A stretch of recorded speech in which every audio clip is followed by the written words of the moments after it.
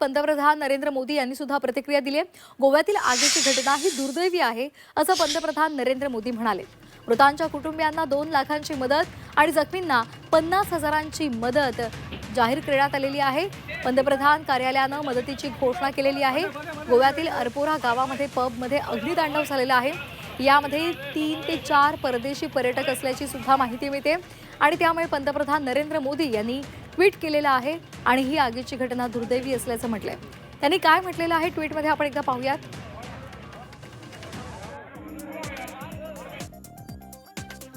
गोव्यातील अरपोरा इथे झालेली दुर्घटना खूपच दुर्दैवी आहे। ज्यांनी आपल्या प्रियजनांना गमावलं त्या सर्वांप्रती माझ्या संवेदना आहेत। जखमी व्यक्तींनी लवकरात लवकर बरं व्हावं अशी प्रार्थना आहे। दुर्घटनेसोबत त्या संदर्भात गोव्याचे मुख्यमंत्री डॉक्टर प्रमोद सावंत यांच्याशी चर्चा झालेली आहे। जखमींना मदत करण्यासाठी राज्य सरकार सर्वतोपरी प्रयत्न करतंय असं नरेंद्र मोदी यांनी म्हटलंय। राष्ट्रपतींनी सुद्धा ट्विट केलेलं आहे आणि आपल्या शोकभावना व्यक्त केलेल्या आहेत। काय म्हटलेलं आहे राष्ट्रपती द्रौपदी मुर्मू यांनी पाहूयात। गोव्यातील अरपोरा इथे झालेली दुर्घटना खूपच दुर्दैवी आहे। शोकाकुल कुटुंबियांप्रती माझ्या संवेदना आहेत।